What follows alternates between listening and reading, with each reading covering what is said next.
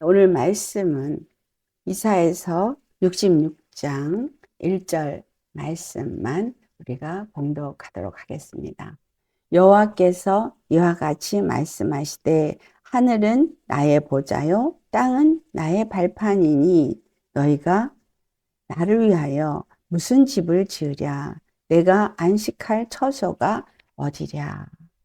여러분, 오늘 우리 주님 앞에 나눌 이 말씀, 마지막 때 세워지는 여호와의 집이라는 제목으로 말씀을 나누도록 하겠습니다. 이 마지막 때에 여호와의 집을 지어야 됩니다. 마지막 때에 교회에게 준 사명이 무엇이냐, 또 나를 부르신 부르심을 받은 나는 무슨 사명, 무슨 소명이 우리에게 주어졌느냐. 어떤 면에서는 다른 말로 destiny, 그래서 어떤 숙명 이런 단어도 쓰고 소명이라던 단어로도 이것이 번역이 되지만 우리 각자가 하나님 앞에 부름을 받은 각자의 소명이 있습니다. 그런데 이 마지막 때를 살고 있는 우리에게 진정 하나님이 우리 각 사람에게 소명을 주시고 그 부르심의 소명을 따라서 각 사람이 무엇인가를 이루어야 하는 그 모든 것들의 궁극적인 목적은 하나라는 것입니다. 그것이 바로 이 마지막 때 교회에게 주어진 사명인데 그것은 곧 여호와의 집을 짓는 것입니다. 여호와의 집을 짓는다라는 말씀이 이해가 되는 것일 수도 있지만 생소하게 느껴질 수도 있습니다. 여호와의 집을 어떻게 짓느냐라는 것이죠. 여호와의 집을 내가 어떻게 지어야 되는가를 오늘 말씀 속에서 우리가 살펴보겠습니다. 오늘 본문 말씀의 1절에 여호와께서 말씀하십니다. 하늘은 나의 보좌요 땅은 나의 발판이니. 이 말씀을 우리가 그림으로 생각하면서 보시겠습니다. 하늘은 여호와의 보좌가 있고 발은 여호와의 발판이에요. 이 하늘과 땅 사이에 하나님이 전체로 편만하게 존재하시는 분이시다 라는 것을 살펴볼 수가 있겠습니다. 여호와가 거하시는 곳이 하늘은 여호와의 보좌고 땅은 여호와의 발판이니 하나님은 하늘부터 땅까지 온 천지에 편지하시는 여호와다 라는 것입니다. 그런데 무슨 여호와의 집을 짓는가 라는 것이죠. 그러니까 여기서 주님이 오늘 본문의 뒷부분에서 말씀하십니다. 너희가 나를 위하여 무슨 집을 지으랴? 내가 안식할 처소가 어디 있으랴? 라고 말씀하십니다. 솔로몬이 예루살렘 성전을 짓고서도 이와 같은 말을 했습니다. 여호와가 거하실 것은 하늘의 하늘들도 여호와를 어찌 그를 모실 수 있겠는가? 왜? 하늘의 보좌가 여호와의 보좌요. 땅은 여호와의 발판이기 때문에 우리 여호와를 어느 작은 공간에 모신다는 말은 할 수 없다라는 거예요. 그런데 우리가 어떻게 여호와의 집을 짓느냐라는 거죠. 주님도 지금 너희가 어떻게 내가 거할 그 안식할 처소를 짓겠느냐, 무슨 집을 짓겠느냐라는 말씀을 하셨는데 이 말은 주님이 우리에게 절대로 너희가 내가 거할 집을 지을 수 없다라는 말을 하는 것일 수도 있겠지만 주님은 우리에게 여호와의 집을 어떻게 지어야 되는지를 가르쳐주는 말씀이기도 합니다. 여호와 하나님이 안식하는 처소를 우리가 짓는다라는 이 말씀 어떤 의미를 담고 있는지 우리가 살펴보겠습니다. 이사야서 66장을 가지고 우리가 살펴볼 텐데요. 2절을 보시겠습니다. 2절 나 여호와가 말하노라 하시면서 내 손이 이 모든 것을 지었으므로 그들이 생겼느니라 라고 말씀하십니다. 온 천지 만물은 주님께서 지으셨습니다. 그의 전능하신 능력의 손으로 이 모든 만물을 다 지으셨어요. 그런데 이 지은 창조에 대한 대략이 창세기 1장에 나오고 있습니다. 그래서 여호와 하나님이 이 천지를 창조하신 모든 대략 속에서 여호와 하나님이 일하시는 분이라는 거. 예레미야 선지자의 말처럼 여호와는 모든 일을 계획하시는 여호와고 그것을 지어서 성취하시는 여호와. 그러니까 주님은 모든 것을 계획하시고 계획하신 대로 그 모든 일을 이루고 행하시는 분이신데 그 여호와가 모든 일을 마치고 안식하신 날이 있었죠. 그것이 창세기 2장 2절에 나오는 말씀입니다. 일곱째 날 하시던 모든 일을 그치고 일곱째 날에 안식하시니라 라고 말했습니다. 주님은 모든 일을 계획하시고 그것을 지으시고 성취하시는 여호와, 그 모든 일을 행하시는 여호와, 그 이름은 여호와라.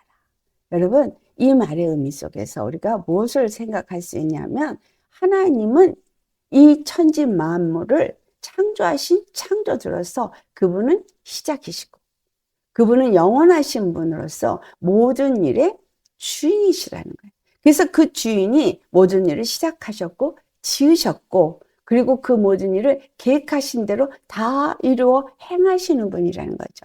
그래서 창세기 1장에 천지 창조의 대략이 첫째 날, 둘째 날, 셋째 날, 넷째 날, 여섯째 날까지 모든 일을 행하신 것을 기록하고 있습니다. 그래서 이 천지 창조에 대해서 말한 1장은 천지 창조만을 말한 것이 아니라 하나님이 이 세상을 지으신 모든 목적과 그리고 모든 일을 다 마치시고 이제 끝을 내신 것을 동일하게 그 안에 담아두고 있다는 것을 우리가 아셔야 합니다. 그래서 2장 2절에 일곱째 날에 복을 주시고 그날에 안식하셨다라고 하는 이 일곱째 날이 여호와께서 안식하신 날이라고 표현되어 있지만 그 말이 곧 여호와께서 모든 일을 마치신 날이다. 그렇다면 여호와께서 너희가 나의 집을 어떻게 짓겠느냐? 내가 안식할 처소를 너희가 어떻게 짓겠느냐라고 하는 이 말 속에서 일곱째 날에 안식하셨다라는 얘기는 여호와께서 안식할 처소가 있다라는 말을 하는 거잖아요. 그러면 이 땅 가운데 지은 우리가 그분이 거하실 안식처냐? 아니면 여호와께서 모든 일을 다 마쳤을 때에 그 마치신 그곳이 안식할 수 있는 곳이겠느냐라는 생각을 할 수 있겠습니다.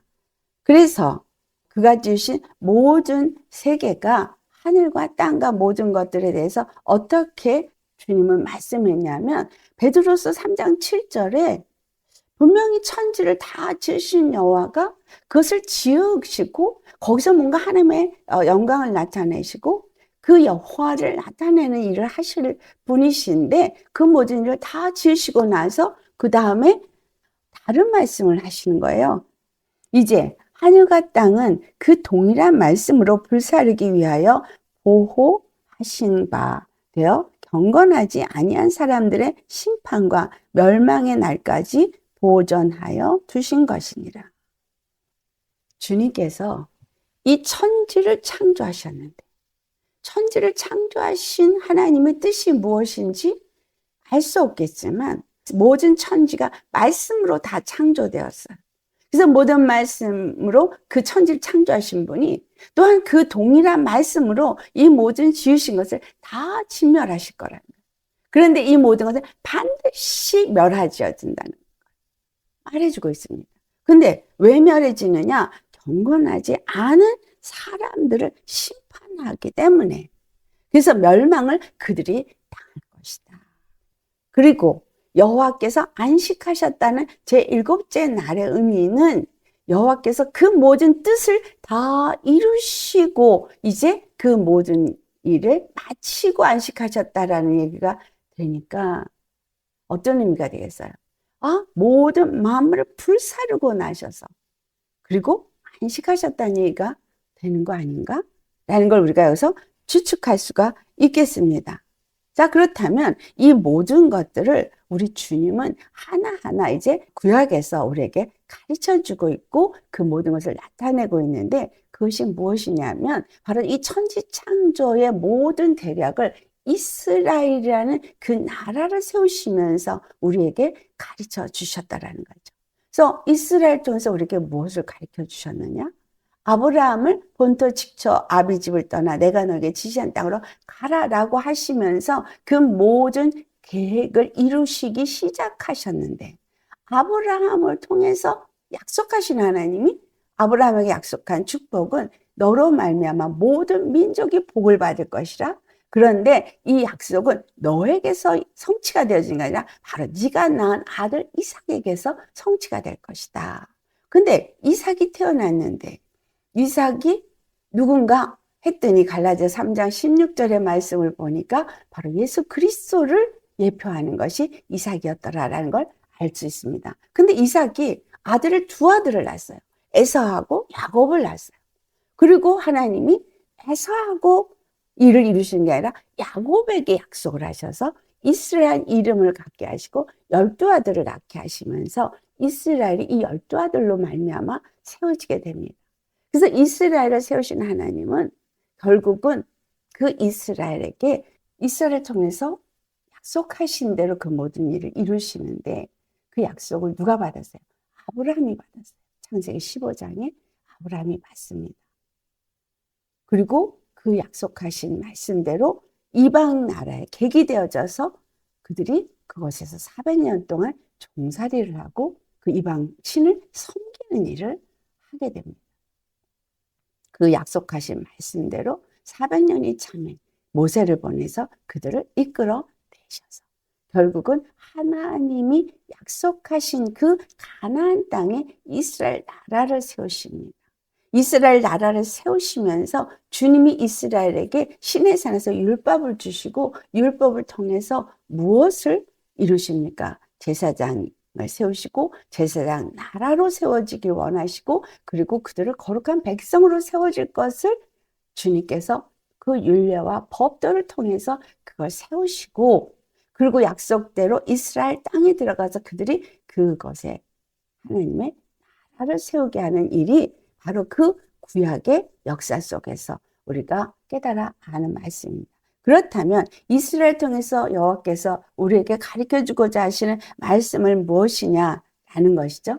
바로 그들이 예루살렘에 이르기 전에 제일 먼저 광야에서 시내 산에서 성막을 짓고 여호와께서 그곳에 거하시고 임하시고, 그리고 그들과 만나주고 그들을 거룩한 백성으로 인정하는 그 사건이 일어나면서 그것이 이스라엘 땅에 들어가서 온전히 솔로몬을 통해서 지어지고 예루살렘 성전이 아름답게 화려하게 지어진 가운데서 주님과 이스라엘의 약속에 이루어지는 것을 말해주고 있습니다.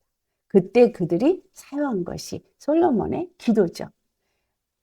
하늘의 하늘들도 여호와를 감당할 수 없거든 하물며 이 조그만 예루살렘 성전이겠느냐. 그러나 주여 이 예루살렘 성전에 주의 이름을 두시고 임하셔서 우리와 함께 하소서.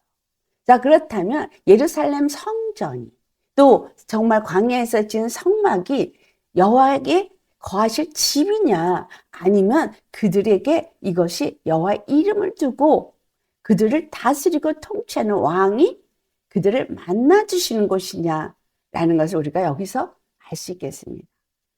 그들이 지은 여호와의 집, 그것을 예루살렘 성전이라고 말하고 있고, 유대인들은 그래서 예루살렘 성전이 여호와의 집이고 성전이고 거룩한 하나님의 처소로서 그곳에서 여호와를 만날 수 있고 예배하는 곳이고, 그것이 그들에겐 그래서 너무너무 중요한 장소가 됩니다.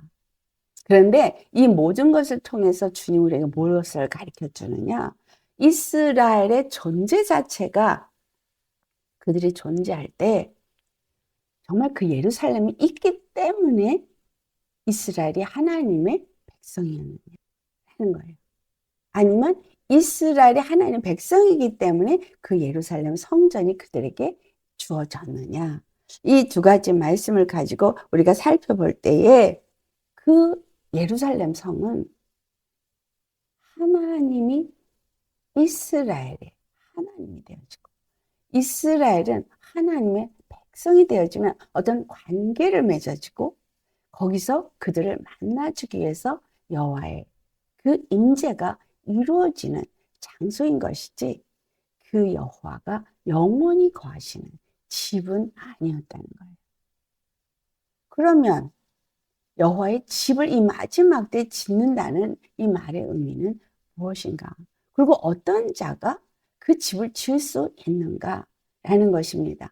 이스라엘 백성들에게 그 성막을 짓게 하시고 성전을 짓게 하실 때도 보면은 하나님의 영이 임한 부사례를 통해서 집을 주님이 보여준 시간대로 그 모양대로 짓게 하셨고 또 다윗은 피를 흘렸기 때문에 너는 성전을 짓지 못한다고 그에게서 난 아들 솔로몬을 통해서 성전을 짓게 하시고 그래서 이 성전을 짓는 것도 아무나 짓게 하지는 않으시더라는 것을 우리가 알 수 있습니다. 근데 오늘 이제 이사야서 66장의 말씀을 보면서 우리가 누가 이 집을 짓겠는가 라는 것을 우리가 봐야 되겠죠. 너희가 나를 위해서 무슨 집을 지었냐? 여기서 물어보는 건 집을 짓긴 짓는데 무슨 집을 짓느냐는 거예요. 그러니까 그들이 생각하는 예루살렘 성 같은 걸 짓느냐? 또 그곳에 내가 안식할 그것이 처소가 되겠느냐? 이 말을 의미하고 있는 것은 어떤 집에 여호와께서 안식하실 것인가? 또 어떤 집을 지을 것인가? 누가 그 집을 지을 것인가? 라는 것을 생각해 보아야겠습니다. 이사야서 66장 2절 그 뒷부분에 뭐라고 말하냐면 무릇 마음이 가난하고 심령에 통회하며 내 말을 듣고 떠는 자 그 사람은 내가 돌보려니와. 여호와께서 그 모든 천지를 다 지으셨어요. 하나님이 다 지으셨어요. 그리고 그 지은 집 일곱째 날에 모든 것을 다 마치고 안식하시는 여호와인 거예요. 그런데 그 여호와가 뭘 하시냐면 집을 짓는 걸 원하신다는 거예요. 여호와가 안식하는 집을 짓기를 원하신다는 거예요. 그러면 그 집을 어떤 자들을 짓느냐는 거죠. 어떤 종류의 사람들이 짓느냐는 거를 이 이사야서 66장에 두 종류의 부류의 사람들을 말해주고 있습니다. 그 첫 번째 부류가 뒷부분에 나오는 사람들이죠. 누구를 세우시고 돌보시면서 그들을 세우시나. 예루살렘 성전은 바로 이스라엘을 돌보시는 여호와가 거하시는 곳이라고 말해주고 있기 때문에 2절 끝부분에 그들을 돌보려니와 라고 한 것은 그 사람이 바로 여호와의 백성이 되어지고 여호와는 그들 가운데 있을 것이라는 말씀을 하신 겁니다. 그런데 그런 사람이 누구냐면 가난하고 심령이 통회하며 주의 말씀을 듣고 그리고 두려워서 떠는 사람인데 이 두려워서 떠는 사람은 경외하는 자. 중요한 것이 여호와의 집을 세울 수 있는 사람. 다른 말로 바꿔 말하면 여호와가 함께하며 돌보는 사람. 즉 여호와께서 저는 내 백성이고 나는 저의 하나님이라고 말할 수 있는 그 사람은 어떤 사람이냐 하니 첫째 마음이 가난해요. 둘째 심령이 통해야 돼요. 심령이 통해하는 사람이 어떤 사람이에요? 늘 주님 안에서 죄를 지을 때마다 애통하고 주 앞에 회개하는 사람인 거죠. 마태복음 5장에 심령이 가난한 자는 복이 있나니 천국이 저의 것이고 하나님 나라가 저의 것인 거예요. 그렇다면 주님이 돌보고 주님이 함께하는 그곳은 하나님 나라가 하나님 초선이라고 우리가 볼 수 있죠. 근데 여호와가 하나님 나라를 뭐라고 했어요? 하나님의 보좌가 있는 곳이라. 그리고 이 땅은 하나님의 발등이 있는 곳이라. 그리고 가난한 자는 천국이 저의 것이다. 근데 그 다음에 애통하는 자, 통회하는 자. 애통하는 자도 역시 하나님의 하늘의 위로를 받을 것이라고 마태복음 5장에 말해주고 있습니다. 하나님의 위로를 받으니까 하나님이 돌보시는 자라는 거죠. 그리고 세 번째, 그 다음에 주의 말을 듣는 자. 여러분, 주님의 말씀을 듣는 자는 그 마음이 온유한 자입니다. 주님의 말씀을 듣고 그 말씀을 따라 순종하는 자. 그런 사람을 두렵고 떨림으로 구원을 이루어가고자 하는 사람이라는 거예요. 주님을 경외하는 사람인 거예요. 그러니까 하나님의 거하실 집, 그 성전이라고 말하는 것이 되어지는 것은 곧 하나님이 그들의 하나님이 되고 그들은 하나님의 백성이 되어져서 하나님의 그 나라, 그 통치권이 있는 그곳에서 하나님과 함께하는 자들인데, 여기에 나타나는 걸 보니 가난한 심령, 애통하는 심령, 그리고 또 주의 말씀을 잘 듣고 경청하면서 그 말씀에 순종하되 주님을 두렵고 떨리면서 경외하며 구원을 이루어가는 자라는 것을 말해주고 있습니다. 그런데 이러한 사람들은 통해서 주님이 일하신다는 거예요. 빌립보서 2장 12절에는 두렵고 떨림으로 구원을 이루는 걸 말하지만 빌립보서 2장 13절에 무슨 말씀이 있습니까? 너희 안에 행하시는 이는 하나님이시니 라는 말을 하세요. 이스라엘 가운데 함께 하시면서 거하시면서 일하신 여호와가 예루살렘 성전에 거했다면 이 빌립보서 2장 13절을 보니까 너희 안에 거하시는 하나님, 즉 우리 안에 거하시는 하나님 처소로 삼으셨다는 거예요. 계시록 3장 20절에 내가 문 밖에서 두드리니 너희가 열면 내가 들어가서 너와 더불어 먹고 너는 나와 더불어 먹으리라. 쉼이, 안식이 바로 문 두드린 그 집, 너희 안에서 행하시는 이는 하나님이시니 라고 말한 이 사람인 거예요. 빌립보서 2장 13절에. 근데 12절에 두렵고 떨림으로 구원을 이루는 자. 그러니까 주님을 경외하면서 그 일을 하는 사람. 빌립보서 2장 5절의 말씀을 보면은 너희는 그리스도의 마음을 본받으라 하는 말인데, 그리스도가 어떤 사람이었는지를 그 다음에 그 밑으로 쭉 얘기를 하시는데, 그는 겸손하고 온유하고 자기를 비워서 하나님의 뜻이 이루어지기 위해서 십자가에서 죄인같이 사람의 모양으로 나타나서 자기를 버리시고 온전히 하나님의 뜻을 따라 순종한 사람. 그러니까 주님의 말씀을 듣고 그 뜻대로 순종한 사람이신 예수 그리스도를 말해주고 있더라는 거예요. 그러니까 그렇다면 들고 떨림으로 구원을 이루는 것이나 또 우리 안에 행하시는 여호와 그 하나님에 대한 이 말씀을 무엇을 의미하고 있냐? 여호와의 집이 세워지도록 일을 하는 것을 의미하고 있다는 것을 우리가 알 수 있습니다. 우리 안에 행하시는 그 하나님께서 너희에게 기쁘신 소원을 두고 그리고 행하게 한다.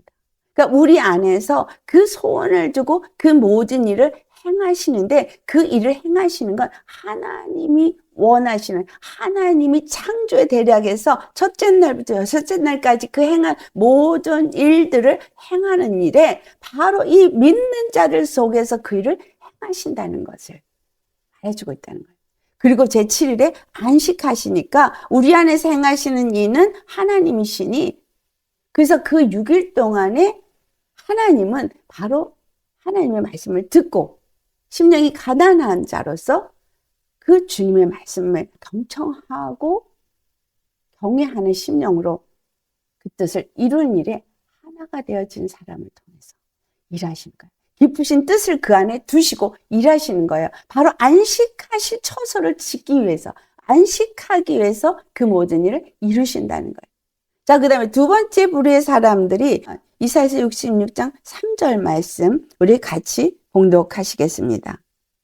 소를 잡아 드리는 것은 살인함과 다름이 없이 하고 어린 양으로 제사를 드리는 것은 개의 목을 꺾음과 다름이 없이 하며 드리는 예물은 돼지의 피와 다름이 없이 하고 분향하는 것은 우상을 찬송함과 다름이 없이 행하는 그들은 자기의 길을 택하며 그들의 마음은 가증한 것으로 기뻐한즉. 여기서 먼저 주님 앞에 이거 보니 제물을 드린 거다. 속죄를 드리고 또 그들에게 화목제를 드리고 어떤 예물을 드리고 이 모든 일들을 하는, 또 제사장이 분향을 하고 하나. 그러나 이 모든 것들이 주님 앞에 어떻게 보인다는 거예요? 그들의 마음은 가증한 것으로 기뻐하는, 소를 잡아들이는 것이 살인하는 것처럼 잡아들인 거고, 어린 양으로 제사를 드리는 것은 개의 목을 비틀는 것과 같고, 그들이 드리는 예물은 돼지의 피를 드린 것과 다름이 없고, 분향하는 것은 우상을 찬송하는 것과 다름이 없이 행하더라는 거예요. 그러니 이것은 누구를 의미하고 있어요? 바로 이스라엘의 율법주의자들. 율법을 받은 대로, 율법이 행하라고 하는 대로 그대로 행하면서 하나님을 섬긴다고 하는 자들을 의미하고 있죠.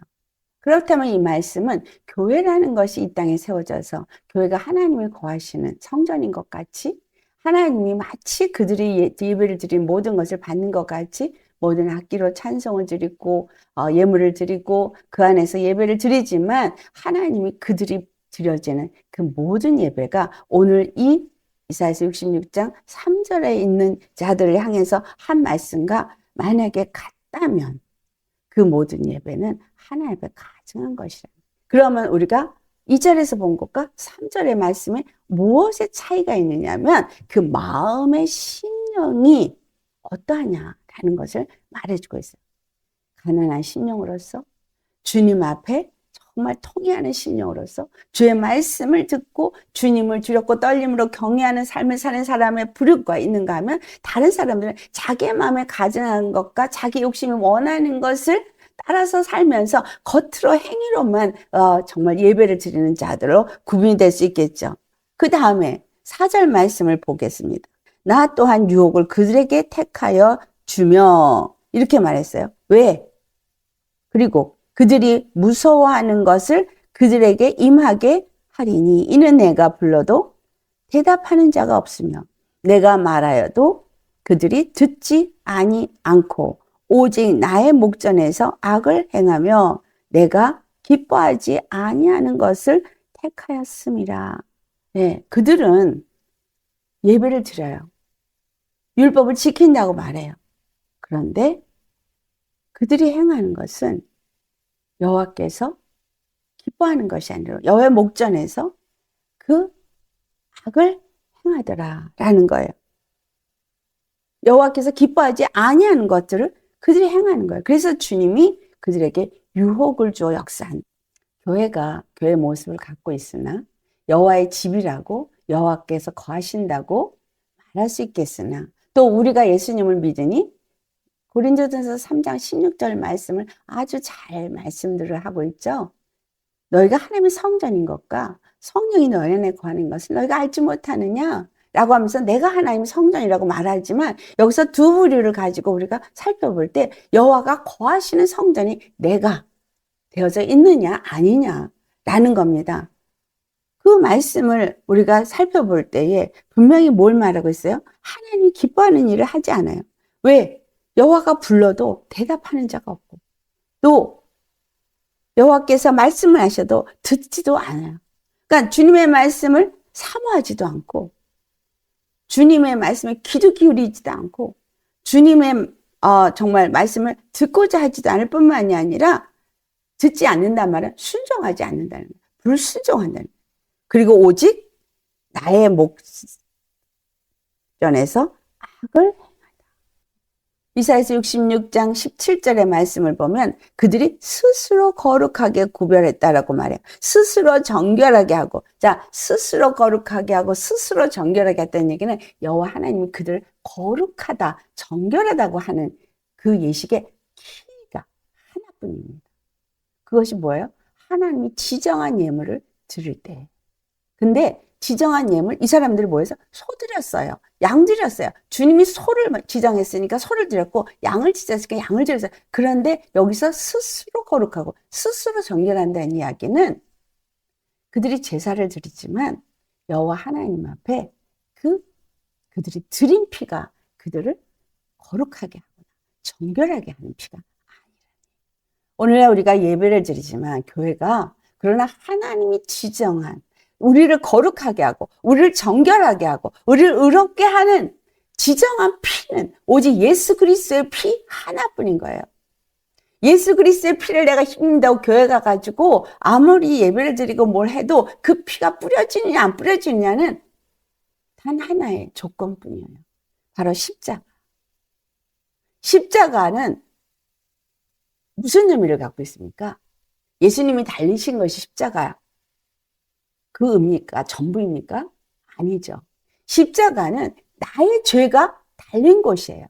예수님이 나의 죄 때문에 달린 곳이에요. 그래서 내 죄가 달린 곳이에요. 그래서 예배를 드리러 주님 앞에 나아갈 때 이 소와 양을 드리는 그 의미는 바로 내가 그 죄로 말미암아 죽어야 되는 것을 예수님이 대신 소처럼 양처럼 십자가에 죽으신 것이기 때문에 그 죽으심을 우리가 깨닫고 주님 앞에 나아가는 믿음의 심령으로 드려질 때 참으로 죄에 대해서는 죽고 예수 그리스도를 믿는 자로 그 십자가 앞에 나아갈 때 로마서 6장 4절에 말씀한 것처럼 예수님이 죽으심을 본받아 나도 죽고 그리고 예수님이 정말 우리로 하여금 죄 가운데 거하는 것이 아니라 새 생명 가운데 거하게 하기 위해서 그렇게 십자가에 죽으신 것을 말한 것처럼 정말 소를 드리고 양을 드리는 그 예배로 그들이 나아가고자 한다면 이 마음에 가증한 것을 가지고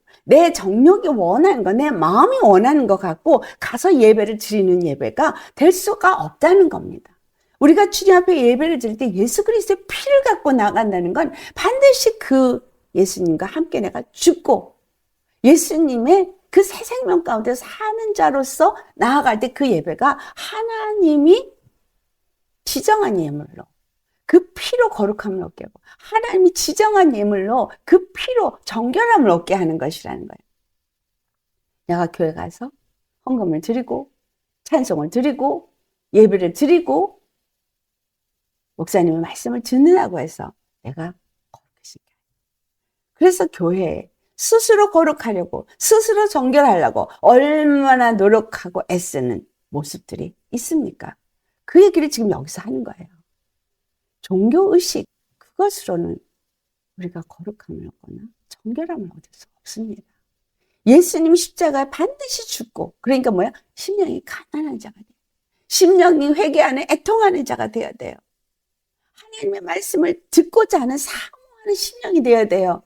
두렵고 떨림으로 구원을 이루고자 하는 온전히 예수 그리스도의 그 십자가의 도의 말씀 앞에 참된 믿음으로 서는 자가 되어야 합니다. 진리를 알지니 진리가 너를 자유케 하리라. 정말 오직 그 진리가 무엇이냐라는 것을 우리가 깨달아 알아야 하겠습니다. 여기 이 사람들이 하고 있는 모든 일들은 그냥 다 육체로 행하는 거예요. 이사야서 64장에 나오는 말씀이 6절에 보면 육체로 행하는 그들의 모든 일들을 뭐라 그러죠? 무릇 우리는 다 부정한 자 같아서 우리의 의는 다 더러운 옷과 같으니 우리가 다 부정하기 때문에 우리는 다 의인이 아니기 때문에 우리가 스스로 뭔가를 하고 아무리 해도 그것으로는 우리를 의롭다 할 수가 없어요. 그러니까 우리가 아무리 노력해도 이것은 우리가 이것이 의로와 우리가 이것이 선한 것이야 이것이 바른 것이야 라고 나 스스로가 뭔가 사람들 앞에 의로우려고 사람들 앞에 바르게 보이려고 어떤 도덕적으로 행위적으로 의로우려고 한들 그것이 너의 수치를 가릴 수 없다라는 거예요. 그것은 다 부정한 옷일 뿐이라는 거예요. 그것은 여기서 뭐라 그래요? 다 잎사귀 같아서 시들고 그 죄악은 결국은 다시 드러난다. 잎사귀로 가리키면 시들어서 말라서 부셔져 버리면 다시 수치가 드러나잖아요. 나의 죄악이 다시 드러나는 거예요. 여러분 주님 앞에 우리가 하나님의 집을 짓는다? 여호와의 집을 짓는다? 그분이 안식할 처소로 짓는다? 어떻게 지어지느냐? 누가 짓느냐를 정확하게 아셔야 합니다. 내가 하나님의 성전이 되어진다? 또 내가 거하는 교회가 하나님이 거하실 교회가 되어진다? 아니면 내가 거하는 내 집이 내 나라가 하나님의 거하실 처소가 되어진다.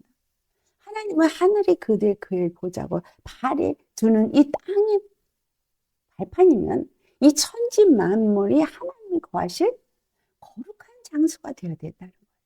그러니까 내가 성령을 받고 하나님의 거할 처소가 되어지려면 나 또한 거룩한 자가 되어져야 되는데 이런 행위로는 절대 거룩할 수가 없다라는 걸 말하는 그래서 이사야서 66장 18절의 말씀. 내가 그들의 행위와 사상을 아노라. 때가 이르면 문 나라와 언어가 다른 민족들을 모으리니 그들이 와서 나의 영광을 볼 것이며. 이 이스라엘이 율법을 가졌다고 선민이라고 그들이 스스로 교만해지고 스스로 그 율법의 행위로서 의롭다함을 얻고 그리고 의롭다고 생각하는 저들, 하나님이 그들을 이제 쓰시지 않아요. 그리고 누굴 쓴다? 문나라. 다른 그 여러 나라의 디아스포라가 많이 흩어졌어요. 그래서 그 흩어진 디아스포라, 유대인 그 포로로 잡혀가고 또 아수르에 의해서 여기저기다가 뿌려놔서 수없이 흩어져 버렸어요. 그래서 온 세상에 이스라엘 사람들이 있습니다. 유대인이 있습니다. 그들에 의해서 여호와 하나님을 알게 됐죠. 예수님을 믿는 자가 됐죠. 그 디아스포라에 의해서 사도 바울이 가서 복음을 전했어요. 그래서 여러 이방 나라가 예수님을 믿는 자가 된 거예요. 그래서 그들을 불러 모을 거라는 거예요. 유대인에 의해서 복음을 받은 자들. 그들이 다 다시 불러 모아질 거라는 거예요.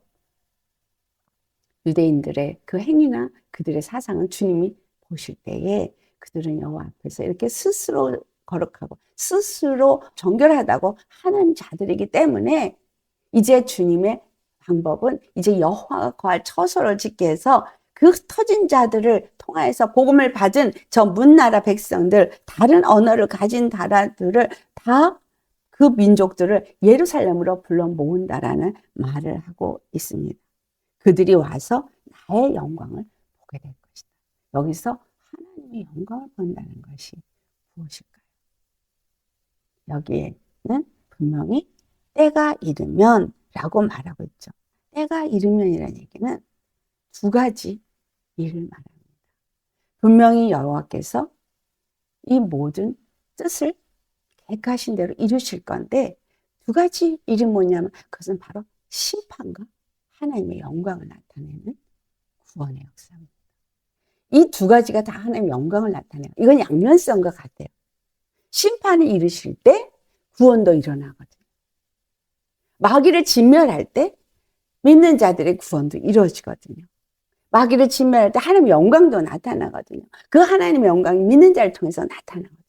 그래서 우리는 여호와의 집을 짓고 그가 안식할 처소를 지어지기 위해서는 이 모든 일을 하기 위해서 사람을 들어서 사용하시는데 우리는 어떤 자가 될 거예요? 이스라엘을 부르시고 세우신 하나님의 뜻은 이스라엘이 하나님의 영광을 나타내는 하나님의 처소가 되어지도록 하기 위해서였는데 그들이 하나님의 영광을 나타내는 처소를 지은 것이 아니라 예루살렘 성전이 있다라고 교만해지고 예루살렘에서 예배를 드린다고 하면서 소와 양을 드리는 예배를 지금까지도 드리고 있지만 그들은 가증하다.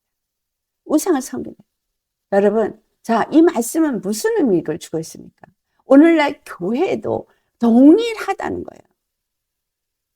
교회가 수없이 많습니다. 대형교회 너무나 근사하게 잘 졌습니다. 대한민국에 세계에서 교파별로 가장 큰 교회들이 다 한국에 있습니다. 그런데 그들은 교만해요. 그들 안에는 예수님이 없어요. 예수님을 말하지만 예수님이 없어요. 그래서 교만하고 하나님을 만홀히 여기는 죄를 범하고 있어요. 무엇이 일어나겠습니까? 주님은 이 만민 가운데서 스스로 모든 일을 하실 거예요. 여호와의 집을 짓는 일을 스스로 하시는데 이 말씀을 우리가 하나하나 살펴보기 원합니다. 자, 이사야서 63장을 찾아보세요. 거기 3절에 보면 앞부분에 만민 가운데 나와 함께 한 자가 없어. 많은 사람들을 주님이 찾는데 그들 가운데 여호와와 함께하는 사람이 없대요. 그 다음에 63장 3절 뒷부분에 보면 내가 홀로 포도원즙을 밟았는데 내가 노함으로 말미암아 무리를 밟았고 분함으로 말미암아 짓밟음으로 그들의 선혈이 내 옷에 튀어 내 의복을 다 더럽혔음이니. 자, 여기서 지금 뭘 하고 있는 거예요? 하나님의 심판이 이루어진 걸 말하고 있습니다. 하나님의 심판, 왜? 하나님의 그 여호와의 집을 짓는 자를 찾고 있고 그 하나님의 안식할 처소를 짓는 자를 찾고 있는데 그 처소를 지을 그 나라가 되어지기를 찾고 있는데 없더라는 거예요. 없으니까 이제 주님이 분노하셔서 이제 그들에게 무엇을 내린 걸 말하고 있는 거야? 심판을 내린 거예요. 홀로 포도즙을 밟아서. 이게 뭘 나타내는 거예요? 바로 예수 그리스도가 이 땅에 오신 거예요. 직접 오셨어요. 하나님이 두 가지를 하기 위해서. 하나는 심판, 하나는 구원. 그 일을 하기 위해서. 자, 누가 심판받았어요? 마귀가 심판받았어요. 누가 구원받았어요? 믿는 자들. 그런데 유대인들이 예수님을 영접했냐 하면 아니잖아요. 아주 소수의 그의 제자들이 영접을 했고 예수님을 십자가에 못 박았습니다. 그러나 그 못 박은 자들은 사단에게 의해서 쓰임받은 자들이고 그들은 심판을 받기에 이미 정해진 자인 거죠. 그래서 주님은 직접 오셔서 그분의 의를 나타낸 거예요. 어디서? 어떻게 나타냈습니까? 원수를 갚고 이사야서 63장 4절에 또 말합니다. 같이 봉독합니다. 이는 내 원수 갚는 날이 내 마음에 있고 내가 구속할 해가 왔으니 원수 갚는 날, 구속할 날. 이 두 가지가 같이 여기서 표현되고 있잖아요. 원수를 갚고 구속도 이루어질 날이 왔는데 그 다음에 5절 내가 본즉 도와주는 자는 없고 붙들어주는 자도 없으므로 이상하게 여겨 내 팔이 나를 구원하며 내 분이 나를 붙들었음이라. 주님의 분노로 심판도 일고 주님의 그 구원이 그를 붙들어서 그 주님의 능력이 그를 붙들어서 예수님을 십자가에서 죽고 부활하게 하신 거라는 거예요. 자, 십자가에 죽을 때는 바로 주님이 지으신 그 천지의 모든 일들, 하나님의 영광을 나타나기 위해서 그 모든 일을 있고 아담에게 자, 내가 너에게 복을 주노니 너는 나아가서 생육하고 번성하고 땅에 충만하고 정복하고 다스려라 하고 지었는데 그것을 송두리째 마귀에게 뺏겼고 사단은 그것을 완전히 뺏어갔잖아요. 그러니까 하나님은 이걸 진멸해야 되는 거예요. 그 원수를 갚는 날이 왔다는 거예요. 근데 그 원수를 갚는 일에 동참하는 자를 찾고자 누구를? 이스라엘을 사용하기를 원하시는데 즉 교회를 사용하기를 원하시는데 저들은 그 여호와를 도와주는 자도 없고 그를 붙들어주는 자도 없더라는 거예요. 그 말씀을 듣지도 않아. 믿지도 않아. 주님의 말씀에 관심이 없어요. 순종 안 해. 여러분 오늘날 교회를 다니면서 주의 말씀 앞에 얼마만큼 순종하십니까? 분명히 하는 나라에 들어가는 사람. 아버지의 뜻대로 행하는 자라야 된다 그랬고 자기를 부인하고 자기 십자가를 지고 예수님이 가신 그 길을 따라간 자야 된다고 분명히 기록되어 있어요. 예수 외에 다른 이름을 주신 적이 없다 그랬어요. 구원의 이름으로는 다른 이름을 주지 않았어요. 예수 피만이 우리를 구원하는 하나님의 지명한 예물이라고 성경은 분명하게 말하고 있는데 다 자기 욕심을 따라서 자기의 유익을 따라서 교회가 말씀이라고 복음이라고 단상에서 선포를 해요. 그러나 그거는 복음이 아닌 거예요. 다른 복음인 거예요. 예수를 증거하는 것 같으나 예수를 말하지 않아요. 사람들에게 십자가를 지고 예수님이 가신 길을 따르라고 말하지 않아요. 그러면서 구원이 있을 거라고 믿게 만들어요. 이게 뭐예요? 하나님의 말씀을 가르치지 않고. 왜? 목사님이 옛날에 오카는 목사님이 100주년 기념관에서 하신 말씀. 자기는 목회를 실패했다.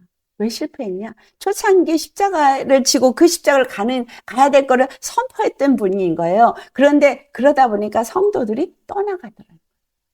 그래서 그걸 가르칠 수가 없었대요.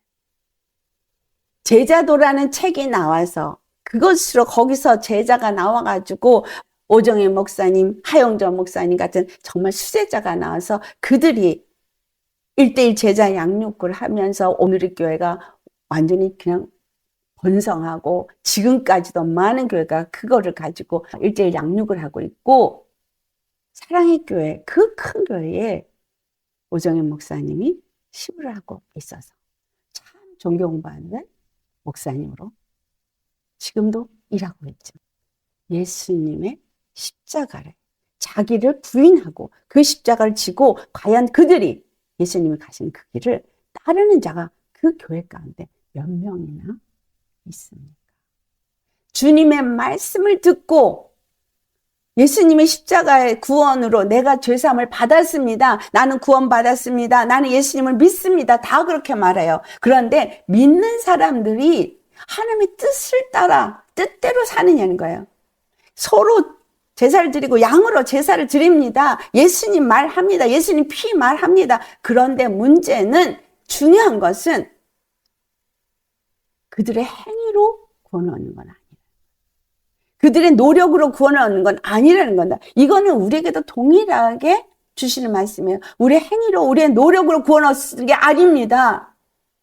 우리가 어떤 마음으로 정말 하나님이 원하는 집을 짓느냐는 거예요. 어떤 마음으로 나를 부르신 주님의 그 소명을 이루시느냐는 거예요.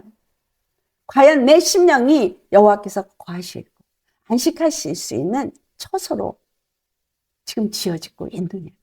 과연 내 집이 여호와께서 문들고 들어가서 더불어 먹을 수 있는 집이냐, 아니면 내 교회가 정말 그렇게 여호와께서 들어오시고 성령의 임재 가운데서 영광을 받으실 만한 그런 집이냐, 그런 교회냐.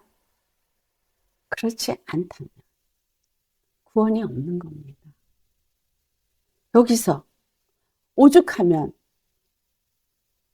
내가 봐도 그 구약의 선지자를 그렇게 수없이 보내도 그들은 자기 스스로 거룩하고 자기 스스로 정결하고 하려니 예수님이 결국 이 땅에 오실 수밖에 없으신 거예요. 오셔서 우리에게 보여주신 건 여호와의 집을 짓기 위해서는 철저하게 예수님 같이 한다는 거예요. 아버지의 뜻을 이루기 위해서 오셨고 아버지의 뜻대로 자기를 비우셔야 됐고 죄인처럼 십자가를 지셔야 했고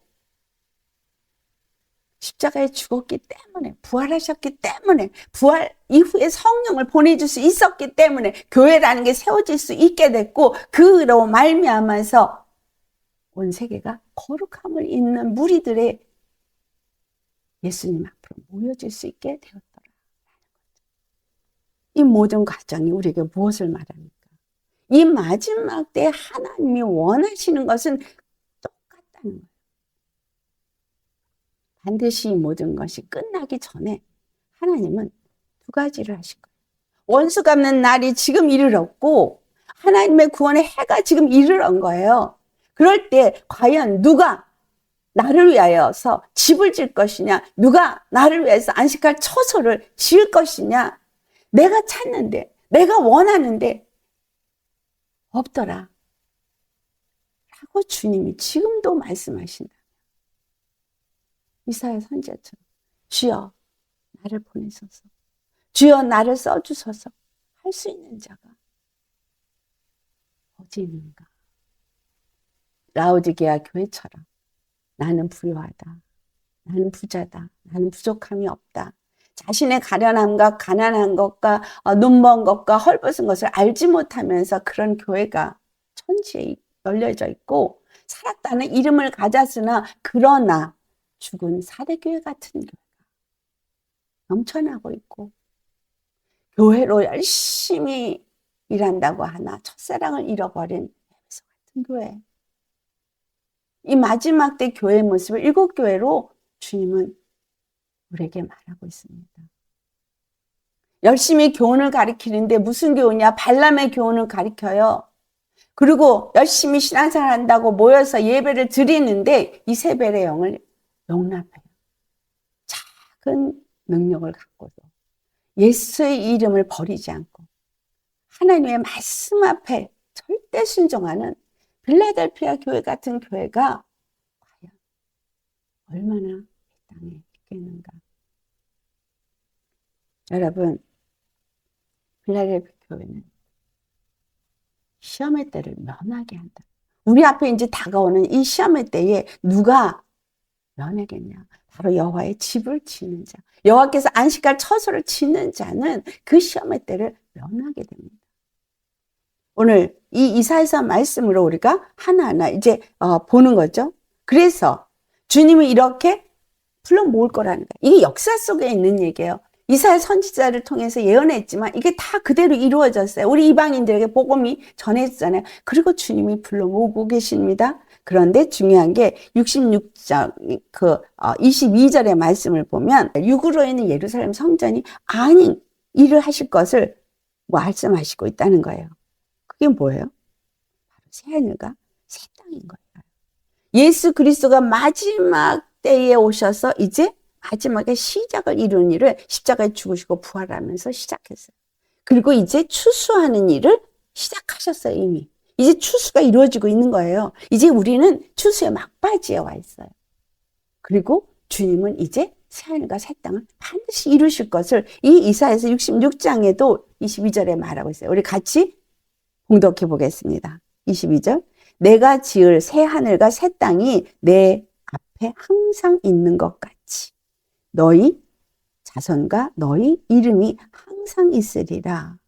여호와의 말입니다. 여러분, 새 하늘과 새 땅이 지어지면 여호와 앞에 그 하늘과 그 땅은 항상 있대요. 영원히 있다는 거예요. 지금 이 있는 하늘과 이 땅은 언젠가 아까 그랬죠? 동일한 말씀으로 불살라질 때까지 보존하는 거예요. 반드시 불살라집니다. 그런데 이것이 딱 언제까지? 하나님이 모든 일을 마치실 때까지. 그리고 새하늘과 새 땅이 세워질 때까지. 그러나 새하늘과 새 땅이 세워지면 그 다음에는 항상 있을 거예요. 이 새하늘과 이 새 땅은 항상 여호와 앞에 있을 것이다. 너희와 누구? 여기서 너희는 바로 심령이 가난한 자, 애통하는 자, 주의 말씀을 듣고 주님을 경외해서 두렵고 떨림으로 구원을 이루려고 늘 주님 앞에 있는 자. 그래서 그 안에서 하나님이 일하시고 하나님의 뜻대로 사는 자. 그 사람, 너와 너의 자손이 항상 그 앞에 있을 것이라. 그리고 그 이름이, 자 여러분, 우리가 예수님을 믿는다고 해서 생명책에 이름이 기록됐다고 믿는데 생명책에 이름이 아무나 기록이 되어져요. 예수의 피로 말미암지 않은 그 생명책에 이름이 기록되지 않습니다. 교회 열심히 평생을 봉사를 해도 그 생명책에 이름이 기록되지 않습니다. 예수의 피 때문에 산 사람, 자기를 부인하고 자기 십자가를 지고 예수님 가신 그 길을 간 사람이 그 생명책에 이름이 기록되어져요. 그리고 그 생명책의 이름이 기록됐다가도 지워지는 사람도 있습니다. 그 이름이 기록이 되어진 사람은 항상 여호와 앞에 그 이름이 있을 거라는 거예요. 그래서 예수님께서 십자가에 죽으시고 부활하시면서 우리로 하여금 그 생명책의 이름이 기록되게 하기 위해서 모퉁이 돌이 되셨죠. 그게 에베소 2장 20절로부터 22절의 말씀. 예수님과 접목이 되어져서 그 모퉁이 돌 대신 예수님과 완전히 한 성령 안에서 함께 지어져서 하나님의 거하실 처소가 되지 않은 사람은 구원이 없는 사람입니다. 그래서 에베소 2장 20절에서 22절이 중요하죠. 너희는 사도들과 선지자들의 터 위에 세우심을 입은 자라. 그리스도 예수께서 친히 모퉁이 돌이 되셨느니라. 그의 안에서 건물마다 서로 연결하여 주 안에서 성전이 되어가고 너희도 성령 안에서 하나님이 거하실 처소가 되기 위하여 그리스도 예수 안에서 함께 지어져 가느니라. 사도들과 선지자들, 이 주님의 말씀을 받고 순종하고 그 길을 가는 이 사도와 선지자들은 순교한 자들이에요. 그들이 말한 건 오직 예수 그리스도만을 증거한 사람. 이들이 만들어 놓은 터는 십자가인 거예요. 그 십자가, 그 터 위에 예수님이 죽으시고 부활하신 그분이 그 복음 위에 첫 모퉁이 돌이 되셨고 이제 그것을 믿는 자들이 다 그 십자가에 연결되어지면 건물마다 주 안에서 함께 지어져 가는 거예요. 그리고 성령 안에서 하나님을 거하실 처소로 지어지는 거예요. 이 모든 일은 로마서 10장 4절에 말씀하신 것처럼 예수 그리스도께서 율법을 다 완성하셨기 때문에 율법으로 자기 의로 뭔가를 해보려고 하는 이런 사람이 아니라 예수 그리스도 십자가를 절대 떠나지 않는 사람. 예수 십자가의 그 복음 안에서 그 십자가를 가장 귀한 것으로 알고 그 십자가를 날마다 자기를 못 받고 자기 십자가 지는 매일 죽는 삶을 살아서 예수님이 그 모든 일을 이루시고 마치는 그 일이 이룰 때까지 가는 사람. 이 사람들이 주 안에서 하나님을 거하실 처소로 지어진다는 거예요. 한 사람으로 처소가 완성되는 게 아니에요. 함께 연결되어서 지어져요. 근데 바로 성령 안에서 그리스도 안에서 지어지는 거예요. 예수님의 몸으로 지어지는 거예요. 예수 그리스도께서 이 집을 세우시는 말씀이 요한복음 14장 2절로부터 3절에 내 아버지께 가는데 내 아버지 집은 거할 곳이 많도다. 내가 가서 그 집을 다 지어지면 너희가 거할 처소가 다 완성이 되어지면 내가 너희를 데려올게 했는데 그 처소가 지금 하늘에 가서 그것을 짓고 있는데 하늘에서 지어요. 여러분 이 땅에서 짓는 게 아니고 근데 분명히 여호와의 보좌는 하늘이고 여호와의 발은 땅인데 자 하늘과 땅은 연결되었는데 어디에 연결되냐 바로 성령 받은 우리 안에서 연결되어진 거예요. 하나님의 통치가 바로 하늘에 있는 우리가 영혼은 하늘에 있고 우리의 몸은 땅에 있고 그래서 주님이 나의 머리고 내 발은 이 땅에서 일하는 자. 주님의 처소로 짓는 일은 하늘에서 짓고 땅에서 짓고 그러니까 동시에 지어지는 거예요. 그래서 땅에서 기도하는 자를 통해서 하늘에서 또 일하시고 하늘에서 일하는 것을 이 땅에서 우리가 도우면서 하늘과 땅이 도와야 돼. 나의 영혼과 나의 육이 함께 협력해서 기도할 때에 그 기도가 하늘로 올라가는 것처럼 하나님의 뜻도 그와 같이 이루어진다는 거예요. 내 영혼이 거룩하지 않으면 아무리 내 육이 무릎 꿇고 10시간을 무릎 꿇고 있다고 할지라도 입술이 나발나발 방언을 하루 종일 해도 하나님 앞에 하나도 안 올라가요. 영혼과 육이 함께 거룩한 피부림과 성령에 의해서 기도할 때 그 기도가 하늘에 올라가고 그 기도를 통해서 하나님이 일하시고 내 안에서 일하시고 내 환경에서 일하시고 내 가정에서 일하시고 내 교회에서 일하시고 내 나라에서 일하시고 온 세상에서 일하시고 그래서 우리가 이 처소를 준비한다는 거 누가 하느냐? 하나님과 함께 하는 지난번에 그 친밀한 기도에 대해서 말했죠. 이런 자를 통해서 일하신다. 그래서 그런 사람들에게 마지막 때 하나님이 기름을 부으실 거예요. 강한 능력의 기름을 부으실 겁니다. 그래서 그 기름 부음 안에서 성령의 충만한 자들 그 일을 하는 거예요. 첫 사도들이 초대교회 때 성령의 충만을 믿고 나와서 그들이 여호와의 집을 짓는 일을 시작했거든요.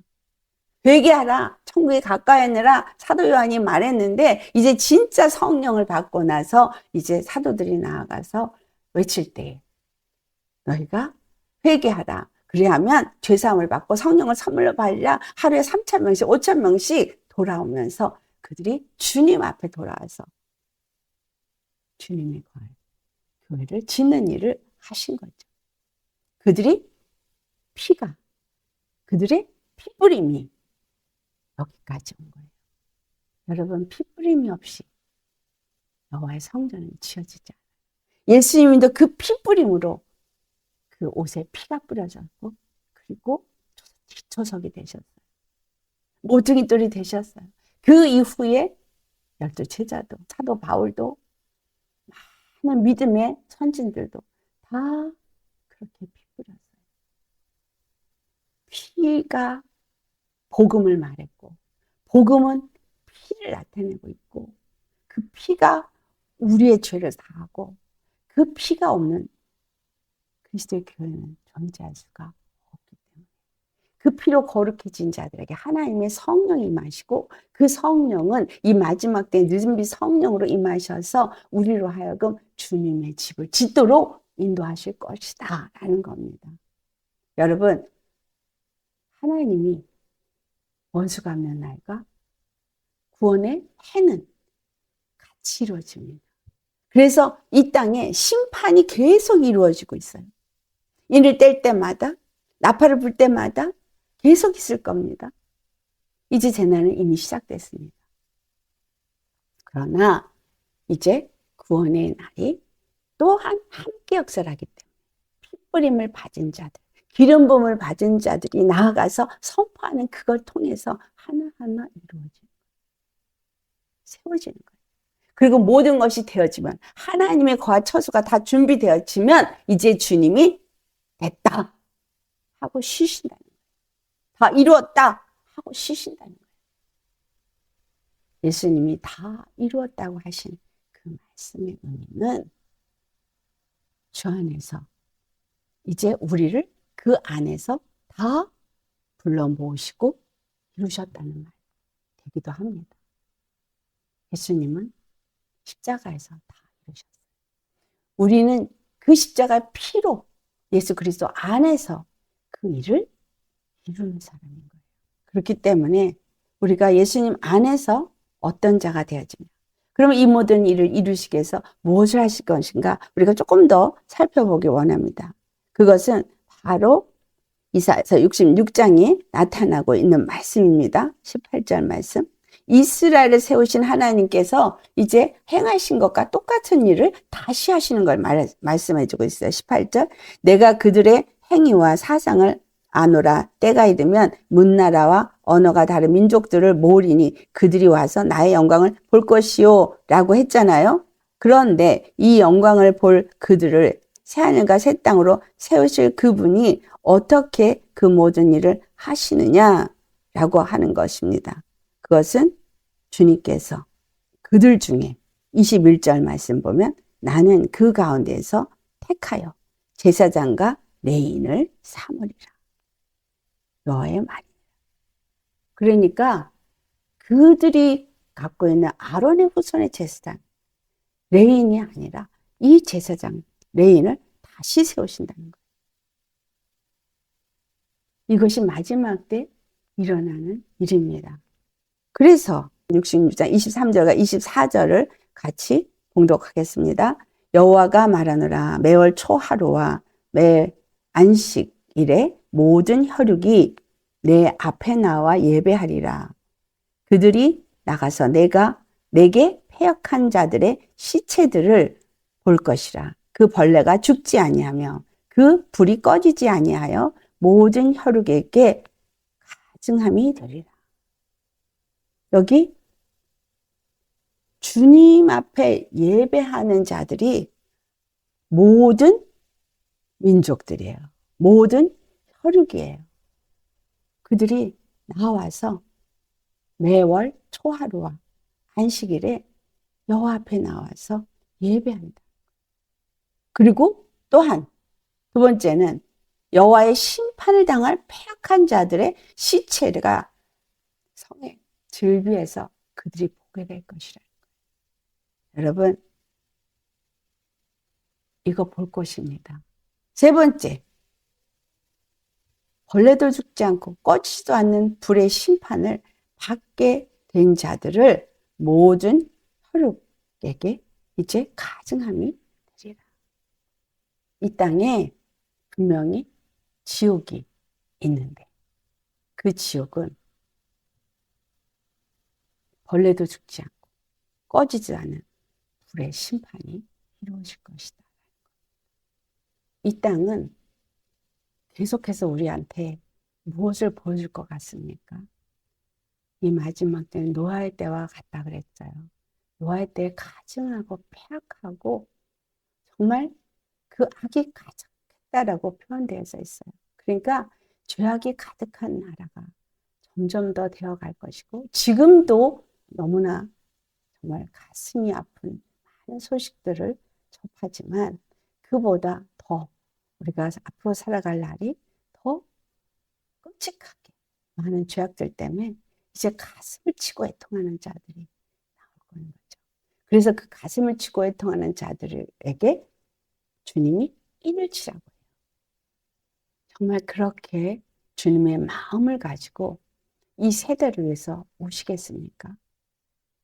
하나님의 집을 그 거하실 안식할 처소를 짓기 위해서 여러분이 어떠한 심령으로 어떻게 주님 앞에 준비하시겠습니까?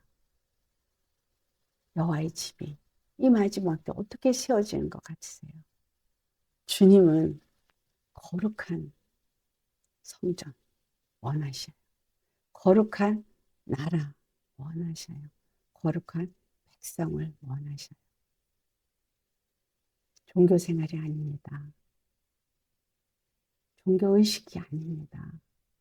정말 주님이 원하시는 그러한 저와 여러분이 되시고 여호와께서 거하실 그 처소를 안식한 처소를 이 여섯째 날이 끝나기 전에 우리가 그 일을 이루는 일에 동참하는 자가 되셔야겠습니다. 이 마지막에 지금 끝을 향해 가고 있고 이제 곧 주님 오실 날이 가까워오고 있는데 정말 어찌할 것인가. 우리 모두 정말 여호와의 집을 짓는 우리가 되어질 수 있도록 주님 앞에 심령이 가난하고 애통하며 그리고 주의 말씀을 잘 귀 기울여 듣고 그래서 주님을 두렵고 떨림으로 경외하면서 함께 지어져가는 저와 여러분 되시기를 예수님의 이름으로 축원합니다. 기도하시겠습니다.